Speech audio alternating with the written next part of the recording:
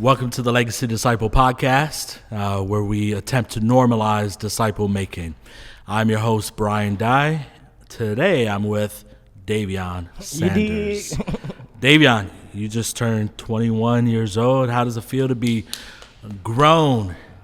No more fake ID, man. No more fake ID. No more fake ID, man. Feel good. See, we're going to keep it real here, okay? So, you did have a fake ID for how long? Like 2 years? Yeah, like 2 years. 2 years. But technically, I don't need one because I look grown already. You do have a full beard. How old were you when you had that beard? I had my beard sounds like full beard. Yeah, like it is now. Like since 18. 18. Huh. I want to ask you how you got that full beard. But, Daevion, we've known each other for a long time. Yeah. We live in the same neighborhood. Heidi and I moved into West Garfield from another neighborhood of Chicago in 2004. You were... I was just born. Just born in 2004. Heidi taught at a elementary school called Sumner. You were in third grade or so when she was a teacher. So you were just one of many students that she kind of knew and worked with. She was never your teacher, but obviously you knew each other. You also would come over to the house on occasion, as we would have students over. Some of your best friends were over all the time. You came every once in a while. So again, all that to say is we've known you for a while. And can you share a little bit of your spiritual journey? Like, how did you grow up in a Christian household? When did you first come to understand the gospel? When did you trust in it? Take us on that journey. You know, growing up as a young black man in Chicago at that age, like, for me, I should say from my experience, I didn't know who God was. Like, I wouldn't say that. I knew who God was, but I didn't know who He really is. You know, so My family didn't go to church. Like, we went to church like Christmas, Easter, funerals, etc. Like, that's the only time we go to church for real. And so, growing up, I already knew who God is, but didn't really know Him or have a relationship with Him. And so, as I grew up, I went through a lot: trauma, grief, pain, etc. So, like, going through all those obstacles, trying to figure out and find my own lane, and trying to find healing. And so, when I was in high school, I did start reading the Bible and trying to understand it, but too many big words in there, too many people in there, too many books, and so I never really understood it and try to really sit there by myself. I never asked for help. I'm the type of kid to don't ask for help, and so just chin up, chest out, stick through it. And so when I got home from college, when I went to college and I came home, then I really started reading the Bible more. I really started seeking for help. I asked you to be my mentor. At that point, it was tough. My back was against the wall. I had nowhere to go, so came to Christ last year. It actually made a year, 2 weeks ago. Yeah. A year in the faith. Been good, been great. Still challenges here and there, but God is good, God is great. So. I got the picture of your baptism on my desk at home that I see every day. And my sexy face. Pray.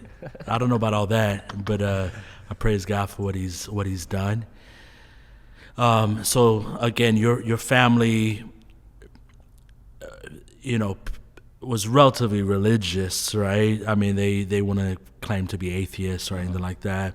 Would go to church on special occasions, but again, you didn't grow up with that regular rhythm of going every Sunday, of opening up your Bible, of prayer and all of that. But you had at least some understanding of who God was, maybe without the specifics of it. So I remember, we got this program called Hood Heroes, which we'll talk more of the details later because you're very involved in it now. Yes, but Hood Heroes basically is a 6-week summer employment program, leadership development program for students 11 through 19 years old in the city of Chicago, mostly west and south side of the city.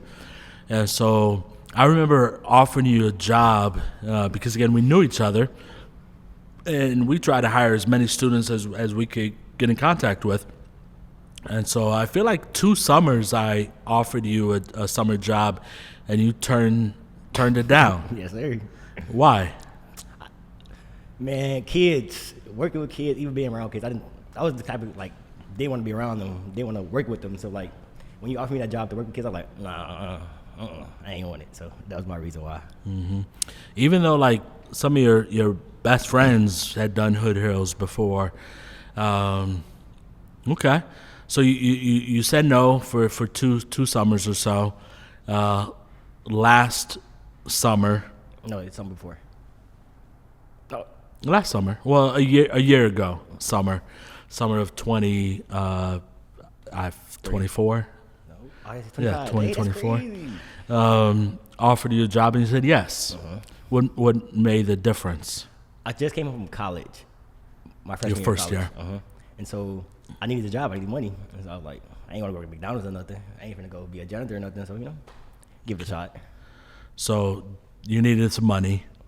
So you're like, okay, well, I guess I'll take it now. Maybe before you didn't need the money like that. The 2 summers ago, I did photography, and so that was like have my bread. So Okay. Yeah, I remember you haven't really done photography lately. the camera just in the bag in my room in the closet. Man, you just gave that up. I ain't give it up. I still have passion and like a heart for it. Just I don't know. I need to lock in. Okay. All right. So last summer you worked Hood Heroes. Can you tell a little bit about that experience over the summer? My first experience was something totally different. Like most jobs don't give students the bus cards to get to work. Most jobs don't give them lunch, and so like that experience, even that, but also getting exposed to different opportunities, different business, different people, different cultures, and different ethnic backgrounds. Cause like I didn't know like you had an Indian town in Chicago. I did not know that, and so like working for Heroes that summer and doing a lot of amazing things, a lot of different things, made me open my eyes. I'm like, yeah, I like it. I want to stay. I want to continue to do this. And So for people who don't know about Hood Heroes, let's give a little more background. It's, again, a 6-week summer employment program. This past summer, we employed 200 students as young as 11 through 19. Saturdays, all the students do community beautification projects. And so that's mostly picking up trash. In some of the communities, it's cleaning up empty lots. It's doing community gardens. It might be an art mural, that kind of thing, right? The whole heart of that is to help young people see themselves as the heroes of their neighborhood, right? A lot of times, I grew up in an impoverished community, and a lot of times the thought is this neighborhood is just always going to be like this neighborhood, and the best thing I could do is hopefully one day get out of it, right? So rather than that mentality, say, hey, if we see something in the neighborhood, let's be the change that we want to see, right? And so Saturdays, all the students as young as 11 through 19 do community beautification projects in multiple neighborhoods of Chicago. Now, on top of that, 16 through 19-year-olds, we call them our leaders in training, or LITs for short, because we want to instill in them that again, we're taking another step now. We're going to invest in you as leaders to be, again, the leaders of your community. And so Tuesdays, Wednesdays, and Thursdays, all the students from multiple neighborhoods convene downtown Chicago. We get them bus passes. We bring in different speakers to talk about mental health, to talk about their career path and so forth. financial too. What's that? Financial Literacy we talk through. So it's really, again, leadership investment, developing them as leaders. And then from there, this is the part I really love, is we break the students up into teams of 8 to 10 students, and we explore the city.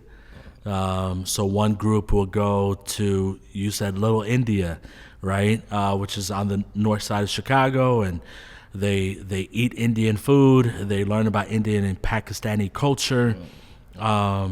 They're, again, exposed to a new people group, a new culture that they want to normally be exposed to. But it's also cultural exploration, but it's also career exploration as well. And so they'll visit in a small business. We have a coffee shop in the West Loop that we send students to every year via 5. Shout out to Twan. Shout out to my And boy. Twan has an amazing story. I mean, someone who served time for murder, You know, when he was young, he made a bad decision that cost him a life, and he was put in prison for it and came to Christ in prison. The governor of where he was gave him clemency, you know, and he came out as in his 30s or something like that, right, and started life over again. And so he opened up a coffee shop, right, and is a very vibrant coffee shop in the West Loop. We visit. What are some other places? We got 3 Pen. 3 Pen. Explain that, cause. So 3 Pen is pretty much like a, how do you really? It's like a production. Mm-hmm. This guy named Jeremiah, he do a lot of work with production and like behind the scenes and stuff like that. And so really giving the kids exposure, stuff like you don't have to be in front of the camera all the time. You can help out, help set up stage, do stuff like that. And so How to run a soundboard and set up equipment, cameras. So Yep. also we did Rosemary Restaurant. It was real good, trying like different. Rosemary. So I just went. I haven't gone with the Hood Heralds yet because I always had something going on. A friend took me there last week, and I had to realize this is like one of the top restaurants in Chicago, Michelin star, you know, type restaurant. And but yeah, so the chef is like making different meals in front of the students, and the students are trying it, right? Yeah. And you know, so just again, they're having access to this restaurant that they probably would never have eaten at otherwise, right? Oh, one of my favorite moments of this year was when we went to Starbucks Reserve, and we literally made coffee. But the good thing was they give us like this. What do you call it, like a keychain, and it had like the Starbucks Reserve on it, but also on the back of it, it had like the Hood Heroes thing, and they made it for us. Like every kid got one, so that was good. Yeah. So Starbucks Reserve, the biggest Starbucks in the world, is here in Chicago downtown, and so the staff take time to show how coffee is made, right? And then Hood Heroes made their own blend of coffee, which is a cool experience. And you're trying different coffees and stuff, all that. Nasty, by the way, but You don't like coffee. I love coffee, especially because I just need the energy. You know, I need the caffeine, so forth. So, but that's Hood Heroes, right? Yeah. It's all about exposure. And so now students are realizing, oh, I don't just have to work at McDonald's, or don't just have to have NBA dreams or rap dreams, right? I could be an architect. I could open up a coffee shop. I could do production, all this stuff. So, you know, as a teenager who's trying to figure out what to do in life, that's huge exposure, right, for them. But also it's the mentorship piece. And so last summer, we started this program called Kaleo Leaders, which Kaleo is a Greek word, as you know, for called out ones, right? And it's the idea, okay, you were in LIT, now we're taking you to a whole nother level where it's not just a leader in training, now you're a leader, right? And so even you who weren't walking with Christ last year, and we're a faith-based organization, but we hired you to be a kaleo, hired you to be a leader. What was that experience like of you stepping in, and now you're only a year older than a lot of the students, right? You weren't like leaps and bounds beyond them. Yeah. But stepping in as a leader, what did that do for you? It really made me realize that the impact we have on kids is just by showing up, gaining their trust, and like being there for them. And so like my mentee Darius right now, like that was one of the first kids I met when I came to Hood Heroes, and like that kid is a great, amazing kid. But like sitting down with him, talking to him about just life in general, just like really opened my eyes. Like mentorship is really important. Like this is something we need. And so me being a leader really opened my eyes up to a lot of different things. Like yes, you're in charge, like just leading them too, but it's really more than just like about just leading them in the moment. Yeah, we all crave to be seen, I think, and a lot of times as young people, right? It's like, you know, there's a grown people table, they're playing spades and hanging out, right? And there's the kids table. There's a go outside, you know, leave us alone type thing, right? And so for a teen, a young person to be seen, to be heard, to be invested in, right? That makes an impact on a young person. But then also as someone who now is the one investing in other people, that makes also an impact on us as well, right? So you walk in life with Darius. How has that like grown you up? What have you had to kind of wrestle through, think through?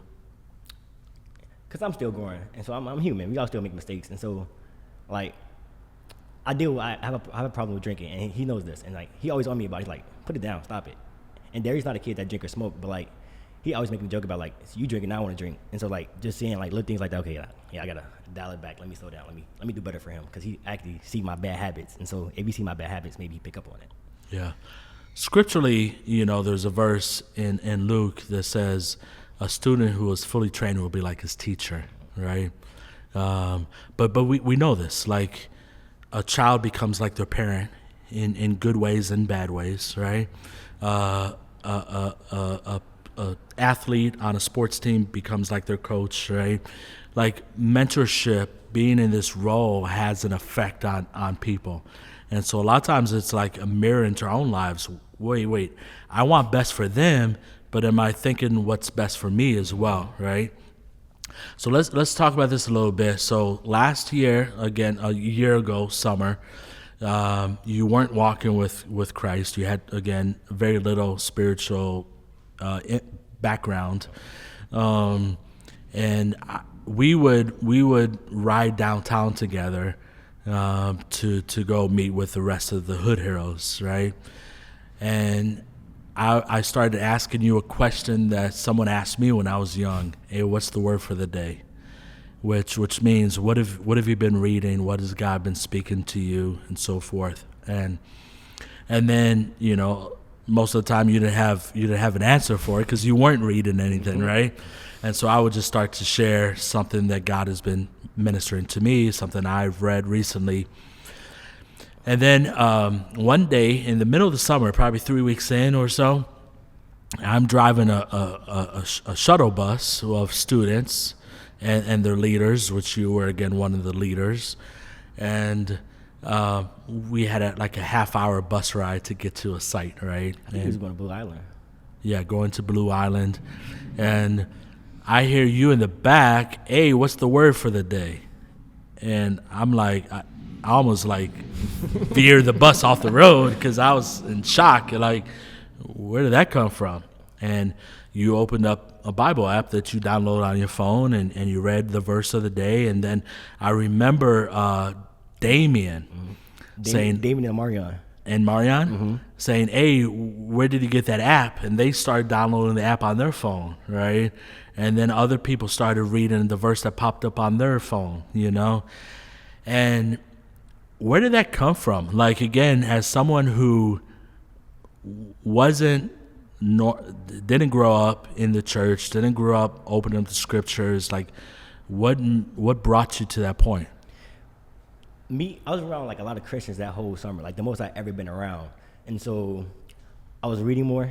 I was doing Bible studies. I was just kicking around like a lot of good people who had good hearts and like that know God and know His Word. And so being around all that just made me more like, dang, like the fruit of the Spirit is real. Like this is something that's interesting. Like what make people that really want God? And so like that process of that summer, being around you guys, seeing how you love your wife, seeing how you love your people, like you don't hate nobody, Brian. Like you have no hate in your heart. And so seeing how God can change all the bad and make it good is something like, inspiring. And so if it can happen to me, it can happen to the kids. Yeah.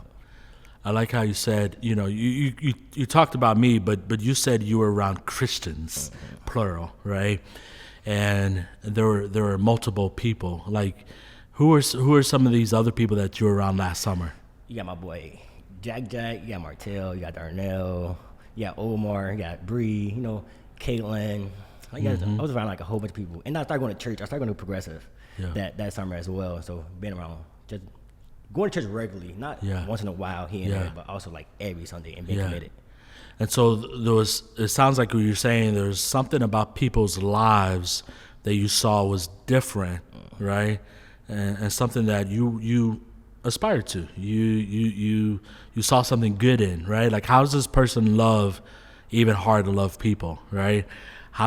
what makes this person love their wife, their husband, whoever. So something about that started to get you to, okay, let me find this out for myself. Let me start reading the Bible for myself. Is that kind of how it happened? Yes, sir. And then growing up, I didn't have a positive role model. Like, your role models on the block as a young black man in America. Your role models like who's on the block, your uncles, like your big brother, stuff like that. And so I wouldn't say like they were bad people. Like, they're not bad people. Like, we're not all bad people. It's just like we all make mistakes. Yeah. People. Well, I say my role models like my big brother, and my uncles. But like they're on the block. Yeah. Slanging and stuff like that. So like they're good people, but like what they're doing is not good. Yeah. And so like that summer, being around good people, doing good things. Yeah, so often we become what we see, right? And so people are pretty much a product of who invested in them, right? And so if again, you didn't have these Christians investing in you, walking life with you, even when you weren't in the faith, even when you didn't claim to be a Christian at the time, right? You would never have known that there's other opportunities, there's other ways to live life, there's other ways to view life and whatnot. And so again, the summer, God's doing a work in you, right? You're starting to read the scriptures. You start coming to church, and then I believe it was September 8th. You made a decision to be baptized, right? And we understand baptism doesn't save us, but it's an outward expression of what happens to make us saved, right? That we die with Christ, we're buried with Christ, and we raise up to a new life, right? And so let's talk about this old life, new life, because in many ways, like when someone's saved, they're saved, right? If you would have got hit by a bus last September and died, right, you would be in heaven. But there's also the reality that we're being saved, we're being sanctified, right? The Bible talks about putting off the old self, putting on the new self, right? This is something we're going to be doing our whole lives, right? What have been some of the easier things that you've been able to put off? Like, what have been the easier things that you say, yeah, I have no desire to do this anymore? And then on the other flip side, what have been some of the harder things? Yeah. And we're having an honest conversation. I know people are going to watch this and so forth, but there's nothing to hide, right? God is our only judge. Our pastor says, I have no heaven or hell to put you in. We can't hide from God, so why hide from other people, right? I want to invite you to be a Patreon of Legacy Disciple. As a Patreon, you get bonus content to our podcast. You get Legacy University courses to grow you in your faith, and it helps to support the work of Legacy Disciple. Patreon.com/Legacy Disciple. So again, what have been some of the easier put-offs, the things to put off, stop doing? What have been some of the more difficult ones? For me, I wasn't like doing a lot, so I would say like the good, like I stopped smoking, I stopped hanging around like certain smoking squares. No, smoking weed. Smoking weed. Come on now, that's cancer. I'm just just making it plain for people. Yes, I stopped smoking weed. I stopped hanging out like with certain people. I actually changed like some of the things I was eating. Like I was eating like hot chips like bad. Like I was on Takis like real bad. Takis and hot fries. But, like I slowed down. Like stop eating them. Like I literally eat hot chips like once a month now.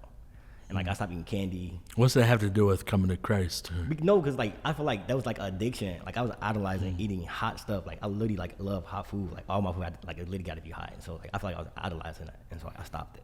So maybe you saw some of the negative effects of that, right? And you want to take care of your temple, your body a little bit better. Yeah.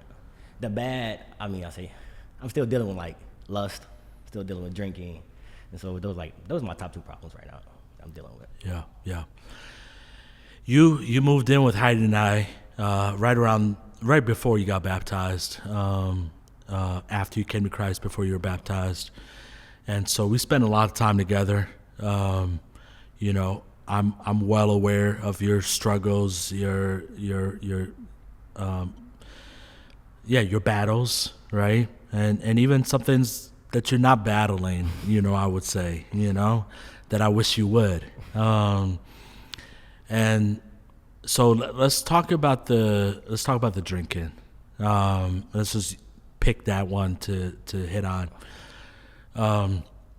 You have a family history of alcoholism, and we don't need to go into specifics of who and all that, but it's something you witnessed growing up, and you see the negative impact that it's had on specifically one person in your family, right?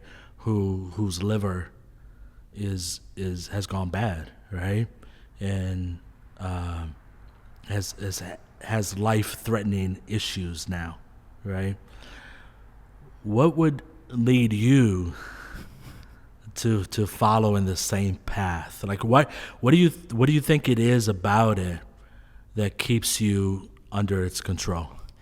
For me, 'cause like I stop, I start back, I stop, and I start back, and so like I know I can stop, but it's just like once I have that, like when I feel down, okay, let's get a bottle. When I'm irritated, let's get a bottle. When I'm sad, let's get a bottle. Somebody just died, I'm grieving, let's get a bottle. So it's like little things like that made me want to drink again. Yeah.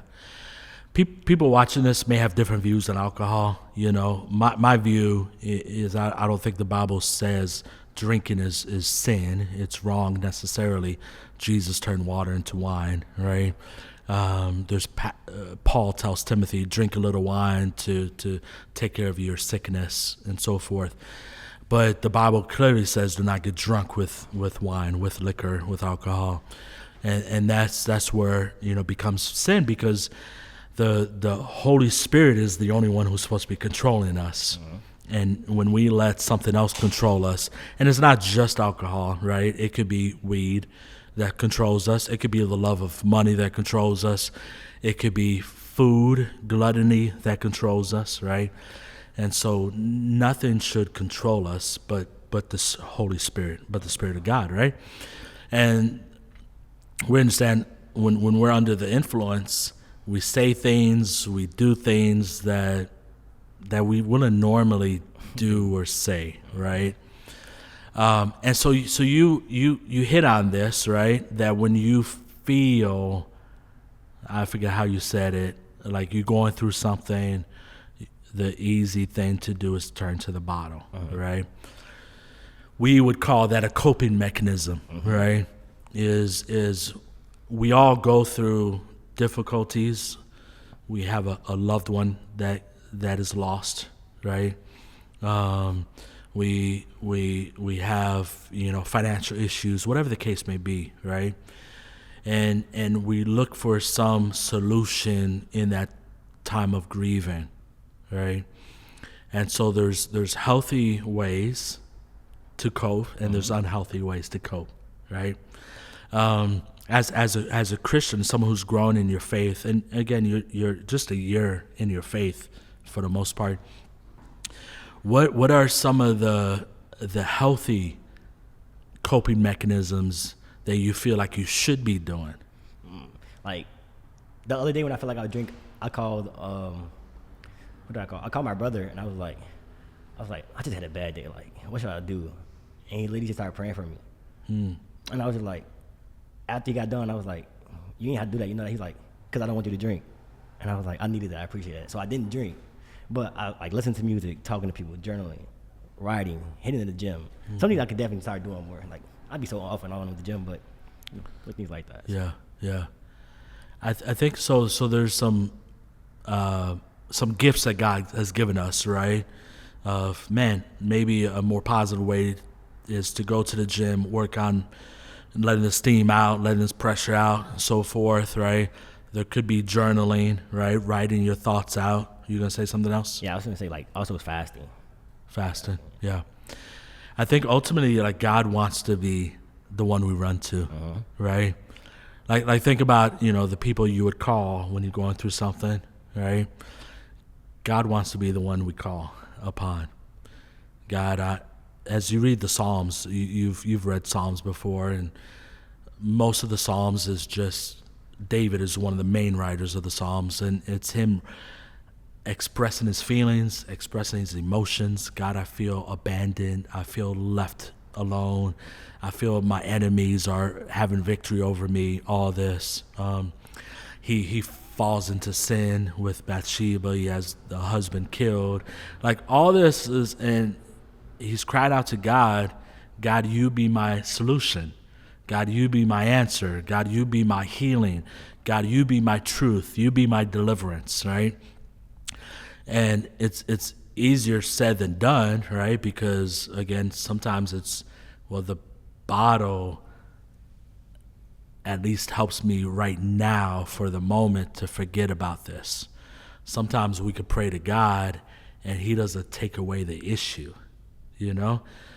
We still have the loss of our friend. We still have the money issues. We still, right? And but what God's inviting us into is a relationship of trust, right? God, that you are walking with me. You got me. You're gonna deliver me. You're gonna bring comfort to me, right? It's trusting the hand of God that might take a while to come to fruition versus trusting the short term. I don't know if you know the story. There was two brothers, Jacob and Esau, and Esau he goes out hunting, and he's out in the wilderness hunting all day, maybe even days. We don't really know, and he comes back with the meat that he hunted, right? Because you didn't go to grocery stores, right? You didn't have a restaurant to go get food from. Someone had to hunt it, and then that food had to be prepared, right? And so in order to cut up the meat, in order to season it, in order to cook it, could have taken hours to prepare, right? And he comes home, he's famished, and he wants something right now to take care of his hunger. And his brother had made some lentil stew that was ready right now. And he says, brother, let me have some of the stew. And the other brother says, well, if you sell me your birthright, the birthright was something that wouldn't come for years and years down the road until daddy died, right? So in the moment, okay, Esau is left with this. Do I sell my birthright that won't take effect until decades later, or do I hold on to my birthright and wait until this food is prepared, right? So do I satisfy myself right now, or do I wait for something that's going to be better down the road? He sells his birthright. And I feel like that's what we often do as humans. And this is not putting on you. This is what we all do, right? It's like, I don't want to wait for God because I don't know when he's going to show up, when he's going to deliver me from this. I would rather sell that out waiting for something right now. Because at the end of the day, you know that drink doesn't take away the hurt, but it takes it away for a couple hours, right? And man, trust in God. He's gonna deliver way better than that bottle ever will, right? And I know you know this. We talk about this. I just want to continue to remind you of this. God is a way better deliverer than any bottle could ever be. Facts. So. I continue to be proud of you, encouraging you, even though there's frustrations, right? There's like, oh, there he goes drinking again. There he goes drunk again, because, as I'm walking with you, I know what you turn into is not satisfying you. I know you believe in the lies of the enemy, and I want to see better, in many ways like a father would for his kid, right? And so, but, as people watching this podcast, I want to remind us all that the Christian life is a journey. Yes, sir. We gotta, one, be patient with ourselves, that that God is doing a work in us, and he is the one who promises to carry it on to completion. But as we're walking with other people, the same thing, right? To be patient and not to give up, not to grow weary, right? To trust that, it's not my words that are going to change them, it's God. And so, what I've learned to do is, man, I got to pray for Daevion regularly, right? That God does his work. So now as you work with Darius, right? Because Darius is a great young man. He's very passionate and so forth. But just to give a little background to those who are watching, Darius, he makes a lot of foolish choices as well, right? And he made a profession of faith. He says he's walking with God and whatnot, and yet again got baptized.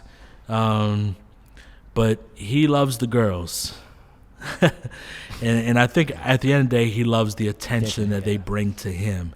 He is someone, without telling his story, he's someone who he has a lot of hurt and pain. He's a twin, and his twin was killed a few years ago. And I know there's a lot of pain and hurt from that, and I think in the same way you turn into the bottle, he turns to the females to comfort him in the time of his hurt. But as you walk with him, and I know because you've come to me and be like, I don't know what to do. I'm done with him. I'm cutting him off, right?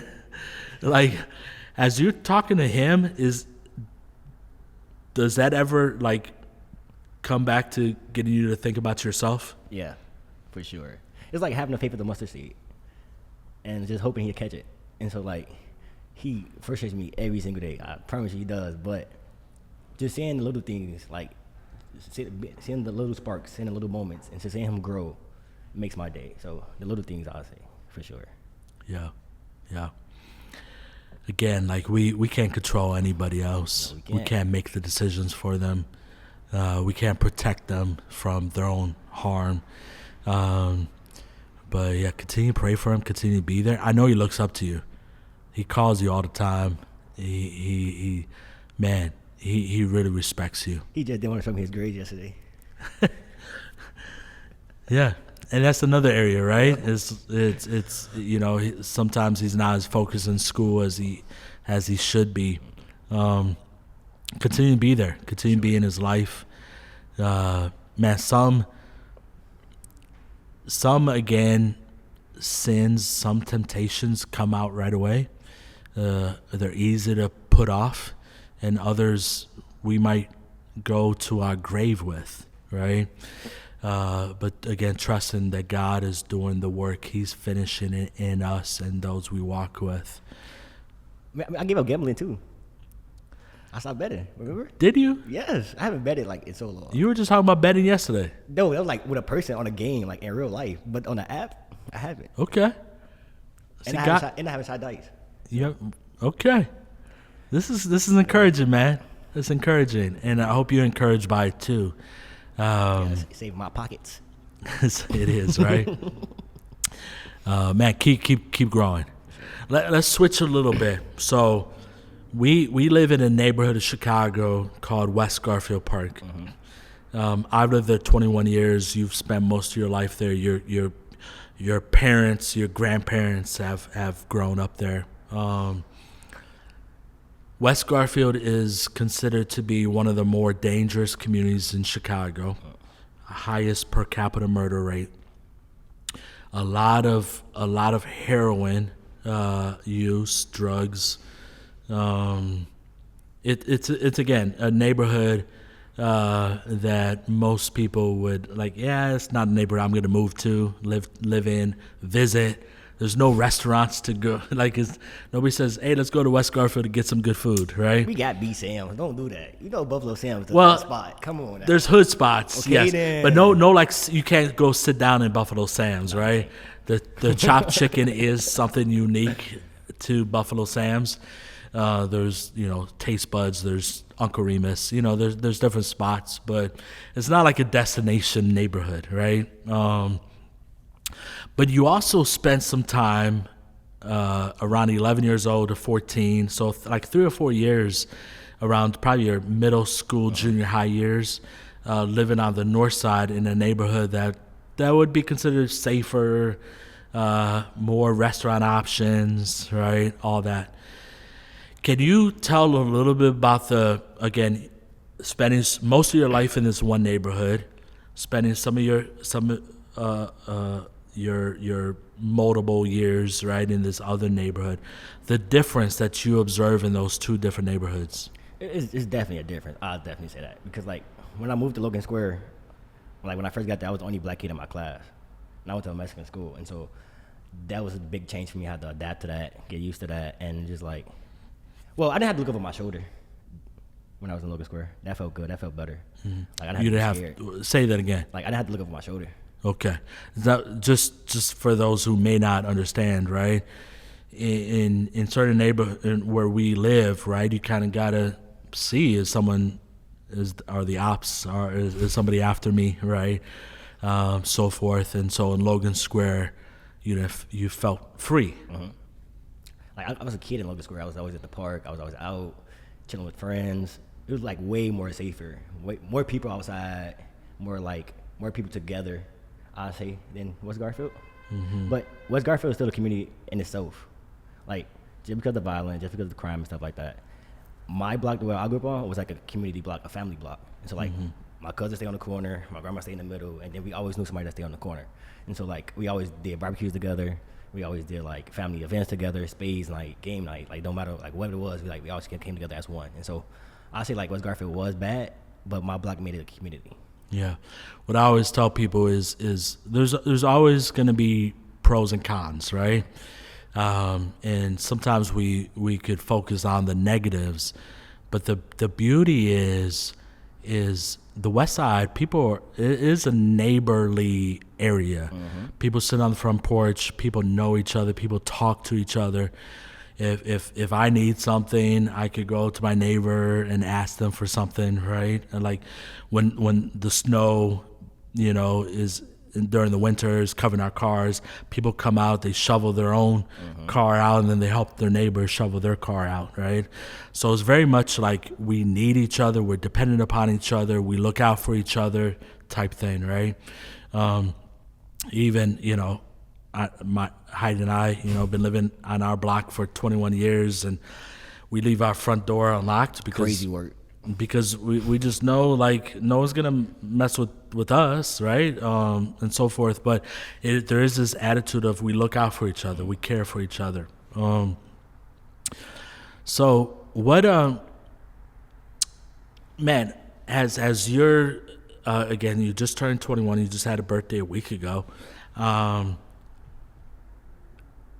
Do you see yourself staying in West Garfield? Are you trying to get out to something better? How do you view like your future? Well, the goal right now is to stay and help as much as I can. But in the future, I definitely want to move to a different city, like start over. But the goal right now is like do much work here as I can. Yeah. So when I grew up in a similar neighborhood to West Garfield. It was called Humboldt Park in the 80s and 90s, one more violent neighborhoods. And my life was transformed there. And so I've kind of committed to being in a similar type of neighborhood, because knowing that as people impacted me, I could impact somebody else, right? And like you talk about people in your family that you look up to, it's they're in their predicament for the most part because, who do they have influenced them when they were younger, right? So who are the kids looking up to right now, right? They have Daevion to look up to. They have Brian to look up to, right? They have others to look up to. And so how can we be that for other people? But there is a tension with this, right? Because there are days where I'm like, I would love not to have to worry about trash being just thrown out on the street. I would love to not have to worry about someone possibly coming to shoot up my neighbor's house and a bullet spraying my house and hitting my father who sits in the front window every day reading his books, right? And if people have kids, my wife and I haven't had kids, as you know. You say you don't want kids, and But for people who have kids, it's like, man, I want better for my kids. And so I totally understand, those who are like, yo, I'm gonna move out and do better, right? That it's not necessarily wrong to do that. But there's also something beautiful about saying, man, who's gonna be here to be the example, to be the mentor? So let's talk a little bit of how you're doing that even right now as a 21-year-old, as someone who just came to Christ a year ago. Talk a little bit about what you do in the school. Talk about what you do in the neighborhood, kind of mentoring students. What are you doing to be a positive light? Well, since working with kids, I literally changed my major for school. So my major for school now is early childhood education. It's like working with heroes really made me want to continue to work with kids. And so seeing that and what I do now is just I work at my old elementary school that I went to as a kid, that Heidi worked at, Sumner. And so I be there in the morning watching the kids having fun and stuff like that. And then I also do after school work. And then I lead Daevion a little more. It's a social emotional learning program that help kids with coping skills and deal with their emotions. And then I also do brotherhood. And and hood heroes. So. Yeah. Man, you're able to be a light, right, to other students. So we talked about Darius. How many estimate of how many students you feel like you're specifically mentoring right now? Not just students you engage with, but what do you say that are on your heart that you're checking in on regularly? I feel about a good. That's a lot, bro. 6, 7. You so lame. No, I say about a good 10 that I'm regularly checking in on. Yeah. Just having conversations and talking to. I'd say a good 10. Yeah, man, that's encouraging, right? That you're able to, and again, they're not all gonna listen. Mm-hmm. They're not all gonna get it. Their lives aren't all gonna be transformed, but you're giving them the opportunity to know God, to know a better way of living their lives. Man, keep up that good work. So, thriving minds in the school. You're teaching students coping mechanisms, healthy coping mechanisms, so that they don't turn to the bottle or the pills. Yep. or money or sex or whatever they might choose, right? But to know healthy coping mechanisms to deal with their emotions, brotherhood mentoring. We're inviting students to a mentorship program where they're learning the Bible. They're learning what God speaks about things. Man, you're bringing people to church. You've brought so many family members and friends to church over the last year. Thanks again for what you're doing. Appreciate it. Man, I just want to affirm you, Daevion, as we wrap up here. It's been a joy to be on this journey with you. Man, just to you when I think of Daevion, I think of someone who can belonging. Community is so important, and your family really model that. Your family is a tight knit family, and always hanging together on the front porch. Always in each other's business, in the good and the bad of that. Always partying, always, when one person makes food, it's for the whole family. Yep. And so forth. And you've caught that, and you have a way of inviting young people, inviting family, inviting friends into the space where it's like, hey, let's go bowling. Let's go. You always tell me and Heidi, let's go out to eat somewhere, and you're wanting to grill your pork chops, which you've become pretty good at this past year. Better than you. But really, it's so that you could invite people into this community, into this space, What I've been doing on the podcast is talking about, again, our strengths, right? Which, again, for you, I think is this creating a space of belonging, but also highlighting, reminding us of the shadow of that, the flip side of that. Because you're a feeler, because you want to create this space of acceptance and love and welcome and so forth. A lot of times when you feel hurt by somebody, you close them out of the circle, right? And you guard yourself in it. But with that, you lose out on the beauty of growing in this community together through pain, through hurt, right? And so be cautious, of cutting people off, of cutting them loose, right? Because you never know, again, the beauty that could come through suffering together, through bearing with one another, right? So continue to invite people in, make this circle of belonging bigger and bigger, right?